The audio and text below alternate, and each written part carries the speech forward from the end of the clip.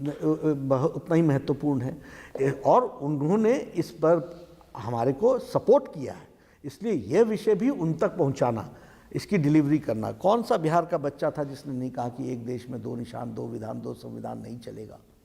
और उनको ये क्यों नहीं बताना कि अब देश में एक विधान, एक प्रधान, एक संविधान हो गया है मोदी जी के नेतृत्व में?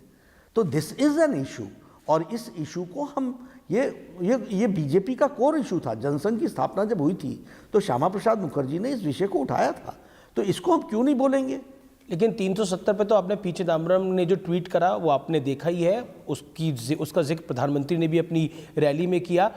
जो महबूबा मुफ्ती ने बोला है कि तिरंगा मैं छूंगी नहीं जब तक 370 नहीं हटेगा, क्या आपको लगता नहीं है कि एक तरफ बिहार में चुनाव है जिस पे नौकरी और विकास की बात हो रही है, दूसरी तरफ ये सब मुद्दे भी हैं? देखिए, इसमें बहुत गहराई से जाने की जरूरत है।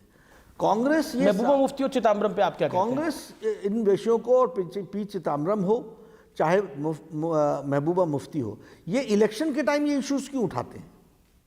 इनका उद्देश्य क्या है? इनका उद्देश्य वोट बैंक की राजनीति करना है। लेकिन भारत की जनता और भारत का समाज एकजुट है, और कश्मीर से कन्याकुमारी तक भारत एक है, और भारत के सोशल फैब्रिक को एक रखना ये हमारी जिम्मेवारी है। शशि थरूर ने लाहौर फेस्टिवल में बोला कि ये भारत में मिनॉरिटीज, अकलियतों को तकलीफ हो रही है। ये इनका कैरेक्टर है, ये चुनाव से पहले यही तो करते हैं। इनको इनके पास कोई इशू नहीं है, देश को आगे बढ़ाने के लिए कोई इशू नहीं है इनके पास। इन्होंने देश को बांट के ही इतने साल राज किया। वो कहते हैं कि हमारे, और मोदी जी ने भारत की राजनीति का चाल चरित्र और संस्कृति बदल डाली है। अब रिपोर्ट कार्ड की संस्कृति हो गई है, विकास की संस्कृति हो गई है। तो तेजस्वी यादव आप लोगों से आपकी रिपोर्ट कार्ड मांग रहे हैं। वो कह रहे हैं कि Bharatiya Janata party report card दे, प्रधानमंत्री रिपोर्ट कार्ड दे, जेपी नड्डा रिपोर्ट कार्ड दें, अमित शाह रिपोर्ट कार्ड दें आकर कि 15 साल में क्या कुछ हुआ है। ऐसा है, you can bring horse near the water, you can't force him to drink. आप किसी की आंखें ठीक कर सकते हो, विजन नहीं दे सकते हो। वो कह रहे मैं 10 लाख नौकरी दूंगा। वो तो मैंने तो उनसे पूछ लिया कि 10 लाख नौकरी आप कैसे दोगे, और आपने 10 लाख से ज्यादा तो आपके पिताजी ने पलायन करा दिया है बिहार से।